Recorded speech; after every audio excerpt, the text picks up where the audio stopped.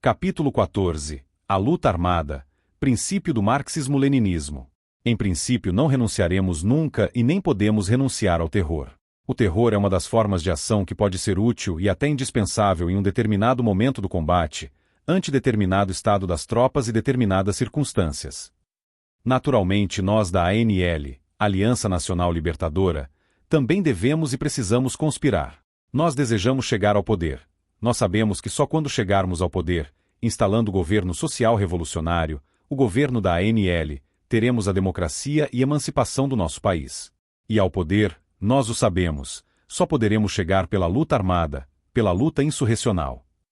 Luiz Carlos Prestes, setembro de 1935, folhas 80 do livro Partidão, de Moisés Vinhais, ex-membro do Comitê Central do PCB.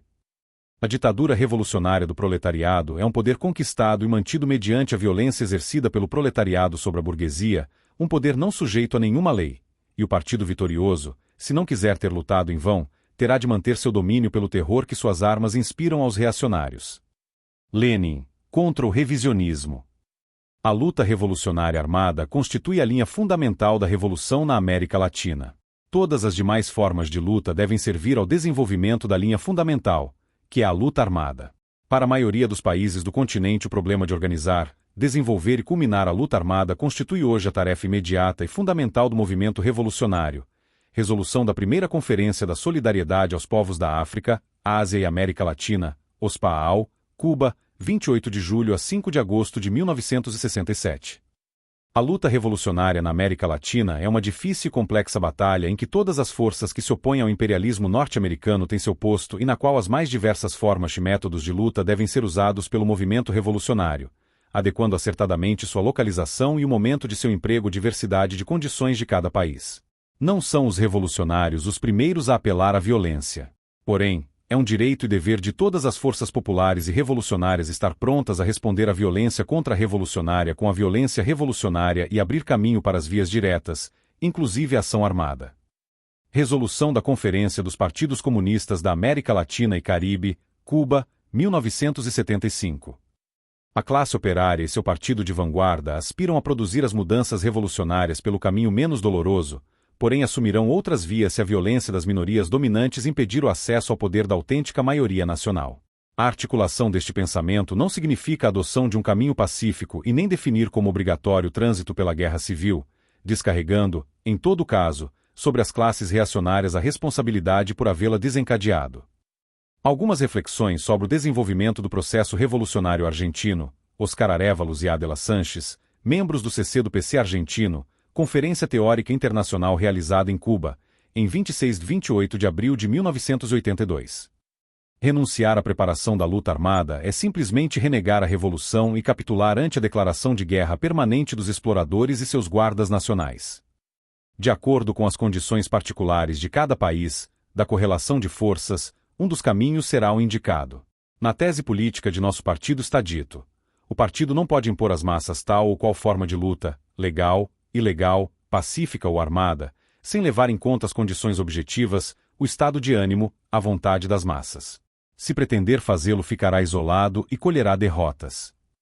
No caminho estratégico para a tomada do poder, seja pacífico, seja armado, os revolucionários empregarão todas as formas táticas de lutas, legais e clandestinas, pacíficas e armadas, até mobilizar todo o povo e alcançar os objetivos democráticos. Acerca do programa, Tática e Vanguarda na Revolução Paraguaia, Rogélio Gonzalez, membro do CC do PC paraguaio, Conferência Teórica Internacional realizada em Cuba, em 26 e 28 de abril de 1982. As revoluções triunfantes e as que têm mais perspectivas no momento atual na América Latina e Caribe vêm sendo realizadas pela via armada. A experiência chilena, ainda que derrotada, demonstrou a viabilidade, em determinadas condições, da via não armada. Nestes casos, os partidos comunistas e operários devem ter uma suficiente preparação para poder passar a via armada quando necessário. Reflexões sobre o processo de constituição das vanguardas da Revolução Latino-Americana, Clodomiro Almeida, membro do CC do Partido Socialista Chileno, Conferência Teórica Internacional realizada em Cuba, em 26 e 28 de abril de 1982. O Partido Comunista Venezuelano esforçar-se-á para que as transformações anti-imperialistas, antimonopolistas e antioligárquicas, democráticas e populares, assim como o trânsito da Venezuela ao socialismo, ocorram com a menor cota de sacrifício, porém não vacilaremos em utilizar as formas mais elevadas de luta em busca da vitória para os trabalhadores e o povo, para defender as conquistas sociais e políticas, se as classes dominantes utilizarem a fraude ou a violência contra-revolucionária e fascista. A revolução na América Latina e no Caribe e a luta das massas venezuelanas. Pedro Ortega Dias, membro do CC do PC venezuelano, Conferência Teórica Internacional realizada em Cuba, em 26 e 28 de abril de 1982. Embora lutemos em nosso país com uma série de características históricas, institucionais e políticas que nos têm possibilitado assinalar a via pacífica como uma alternativa legítima, nunca encaramos como única e definitiva. O caráter e as vias da revolução. Luiz Orlando Corrales, membro do Partido Vanguarda Popular da Costa Rica, Conferência Teórica Internacional, realizada em Cuba, em 26 e 28 de abril de 1982. Quanto às vias da revolução, queremos recordar que num documento de nosso partido sobre a coordenação das atividades dos partidos comunistas na América Latina, escrito em março de 1956, afirmávamos: tudo faz prever que entramos em um período de lutas em toda a América Latina. O processo latino-americano será mais agudo. Embora possam haver muitas mudanças táticas e possibilidades de desenvolvimento pacífico de algumas situações nacionais, é evidente que não haverá desenlace da luta no continente sem um período de muito duras e sangrentas batalhas. Algumas considerações sobre a Revolução Popular Sandinista. Leonel Espinosa, membro do CC da Frente Sandinista de Libertação Nacional, Conferência Teórica Internacional realizada em Cuba, em 26 e 28 de abril de 1982. Finalmente, queremos consignar, por considerá-lo de importância, que o nosso partido decidiu definir a luta armada como a via correta para a tomada do poder nas condições de nosso país. O Partido Comunista de Honduras, a Revolução e a Via para a Tomada do Poder. Henrique Alvarengas, membro do CC do PC hondurenho, Conferência Teórica Internacional realizada em Cuba, 26 e 28 de abril de 1982. Não será ocioso insistir na tese leninista de que as vias para levar a cabo a luta revolucionária estão determinadas pelas condições específicas de cada processo e que a vanguarda de cada povo é a quem corresponde descobrir e ensaiar as vias e os métodos que mais se ajustem às suas realidades. Nós cremos firmemente que, dadas as condições gerais de nosso continente, com a invariável intromissão imperialista, a deformada estrutura dependente e a existência de muitos desacreditados estados policiais cuja função fundamental é reprimir as massas, a via mais provável para a ação revolucionária é a luta armada. A revolução na América Latina e no Caribe. Antônio Dias e Rui Soto, membros do CC do PC cubano, Conferência Teórica Internacional realizada em Cuba, em 26 e 28 de abril de 1982. Se a revolução democrática anti-imperialista que amadurece em El Salvador e na América Latina em geral é parte inseparável e essencial da revolução socialista, o que corresponde então é adotar uma clara conduta de luta que arrebate o poder à burguesia, destruindo seu aparato burocrático-militar, o que, nas condições históricas atuais, terá que ser realizado mediante a ação armada do proletariado e seus aliados. Nós, socialistas, não podemos e nem queremos ocultar nossa decisão de prepararmos-nos militarmente. Sabemos que se preparam em nosso país, ativamente, as forças militares, a reação e o fascismo. Por isso é necessário preparar o partido e preparar as massas. Assinalamos, ademais, que a luta armada, quando se converte em imperativo histórico para vencer a opressão, não é, de modo algum, uma luta isolada.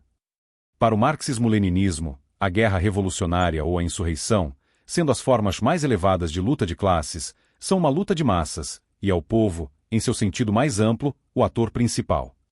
A luta transcorre, nas condições atuais da Costa Rica, de maneira predominantemente pacífica, centrada nos campos ideológico, político e econômico. Porém, esse caráter poderá ser alterado pela grande burguesia, que não está disposta a ceder seu poder dominante e pretende condenar nossa pátria ao estancamento econômico, à decomposição social, à corrupção geral e à submissão aos interesses dos Estados Unidos. Nosso povo saberá lutar em todos os planos, no momento em que a classe dominante tente deter, pela força, o avanço a uma Costa Rica verdadeiramente democrática e próspera. Considerações sobre o desenvolvimento do processo revolucionário na Costa Rica. Ilse Acosta, membro do CC do Movimento Revolucionário do Povo da Costa Rica, Conferência Teórica Internacional realizada em Cuba, em 26 e 28 de abril de 1982. Aspiramos obter o convencimento de que tem que haver uma combinação de formas e frentes de luta, incluindo a luta de massas legal e a luta armada. Análise conjuntural da luta pela independência, Pablo Rivera, membro do CC do PS de Porto Rico, Conferência Teórica Internacional realizada em Cuba, em 26 e 28 de abril de 1982. Acreditamos que a luta contra a ditadura irá educando progressivamente as massas no exercício da violência revolucionária, para ir assumindo, aos poucos, uma forma de guerra popular. Esta incorporação usa todas as formas de luta, sem excluir nenhuma, em todas as frentes e desenvolvendo-se em todos os níveis: político, militar, ideológico, moral, diplomático, etc. Problemas estratégicos da Revolução Cubana. Carlos Valejos e Júlio Mendoza, membros do CC do MIR, Movimento de Esquerda Revolucionária do Chile, Conferência Teórica Internacional realizada em Cuba, em 26 e 28 de abril de 1982. A experiência jamaicana confirma que não existe forma alguma de tomar o poder e mantê-lo contra o imperialismo e a oligarquia, contra sua instituição política e estatal, que não seja mediante o uso da força. O grau de força varia de acordo com a resistência da reação ante a vontade popular e de acordo com a preparação do povo e sua vanguarda. O que não varia, porém, é a necessidade da força. Algumas lições do atual processo revolucionário na Jamaica. Trevor Munroe, membro do CC do Partido dos Trabalhadores da Jamaica, Conferência Teórica Internacional realizada em Cuba, em 26 e 28 de abril de 1982. O terceiro e último fator, junto à unidade e às massas, que garante o triunfo das revoluções genuínas, é o emprego consequente e oportuno das armas. As armas são indispensáveis para fazer triunfar qualquer revolução libertadora no continente, ainda mais importante, para preservar sua continuidade e realização plena. Esta afirmação não esquece as realidades dos diferentes países. Certamente, naqueles onde imperam regimes de extrema-direita, quase sempre ditaduras militares fascistas, o emprego das formas de luta armada, ou a preparação consequente da vanguarda em sua utilização, é um imperativo virtualmente ineludível. A crise atual do imperialismo e os processos revolucionários da América Latina e Caribe, Manuel Pinheiro Lozada, chefe do Departamento de América do CC do PC cubano, Conferência Teórica Internacional realizada em Cuba, em 26 e 28 de abril de 1982. A tensão social aumenta e converte em explosiva a situação das massas.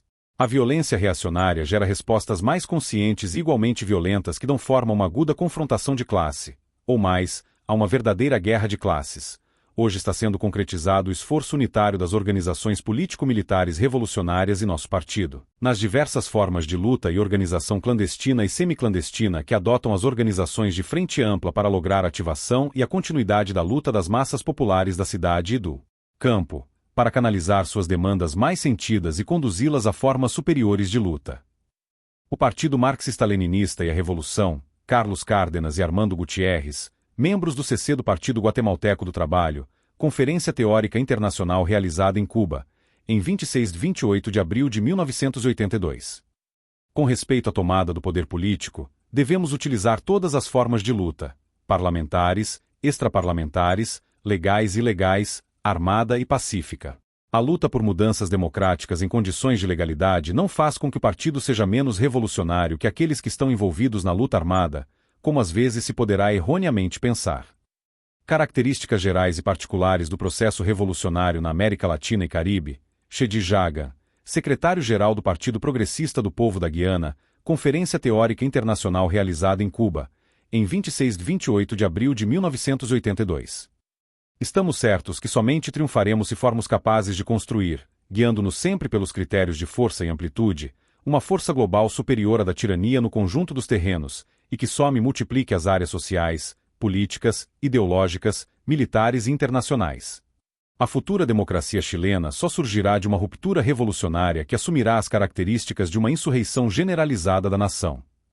Documento do Mapu Operário e Camponês do Chile, enviado à Conferência Teórica Internacional realizada em Cuba, em 26 e 28 de abril de 1982. A conferência considerou estreitas e incorretas as interpretações de que fica definitivamente afastado o caminho da luta armada. A escolha dos meios para libertar o país e transformar a sociedade brasileira não depende apenas dele e de seus aliados. Conferência do Comitê Metropolitano do PCB em Brasília, preparatória do 7º Congresso do PCB, 1982. Não podem descartar nenhuma forma de luta. Idem do PCB, Sergipe. O partido e as massas devem estar preparados para todas as formas de luta. Idem do PCB Pernambuco. É necessário destacar que devemos preparar o partido e as massas para todas as formas de luta. Sugerimos ter mais cuidado com as maneiras de colocar a possibilidade do caminho pacífico, para que isso não leve ao pacifismo em algumas situações concretas. Nas condições atuais do mundo do Brasil, existe a possibilidade real de o processo revolucionário brasileiro atingir os seus objetivos por caminhos que excluam a luta armada, a insurreição e a guerra civil. Os comunistas levam em conta que a escolha dos meios para libertar o país e transformar a sociedade brasileira não depende exclusivamente do proletariado e dos seus aliados, o que lhes impõe a necessidade de dominar todas as formas de luta. Resolução Política do 7º Congresso do PCB, janeiro de 1984. Páginas 160 e 161 do livro Uma Alternativa Democrática para a Crise Brasileira. É sabido que o marxismo-leninismo não vincula o movimento revolucionário a nenhuma forma particular de luta e que desenvolve diferentes formas e métodos de atuação. A teoria revolucionária engendrada pelo marxismo-leninismo não exclui, portanto, nenhuma forma de luta, quer pacífica, quer armada. Uma luta depende apenas do nível de consciência e de organização das massas e da correlação das forças sociais políticas. A única questão é determinar quando e em que situação é necessário recorrer a esta ou aquela forma de luta. Aventureirismo perigoso e inconsequente é como os comunistas definem o recurso à luta armada antes que as condições objetivas e subjetivas não estejam amadurecidas, tornando sua utilização inoportuna e inconsequente. A luta armada, como princípio do marxismo-leninismo, é inerente aos partidos comunistas de todo o mundo, e apenas uma questão de oportunidade. Segundo Lenin, a classe revolucionária, para realizar a sua tarefa, deve saber dominar todas as formas ou aspectos, sem a mínima exceção, da atividade social, e deve estar preparada para a mais rápida e inesperada substituição de uma forma de luta por outra. Aqueles que conduzem a luta contra os partidos comunistas devem ter presente que a ciência do marxismo ortodoxo descarta como ambíguos os raciocínios que admitem a possibilidade dos comunistas assumirem o poder, numa sociedade burguesa, pela via evolutiva, assegurando sua hegemonia na economia, na cultura, nas forças armadas, na educação e na própria igreja, dispensando uma transformação revolucionária da sociedade, a destruição das estruturas do Estado burguês e a implantação da ditadura do proletariado. A resistência da burguesia em ver-se despojada do poder político e econômico, e de seus bens, é que imporá a necessidade da luta armada, como ficou claro nas citações constantes deste capítulo. O surgimento de condições em que o proletariado, através de sua vanguarda, o Partido Comunista, seja capaz de impor à burguesia a transferência do poder político e econômico sem resistência e sem recurso à violência contra-revolucionária, como o Partido Comunista Brasileiro insiste em fazer crer ser sua estratégia, é acreditado apenas pelos inocentes úteis, os companheiros de viagem, os oportunistas, os acomodados, os omissos e os desinformados.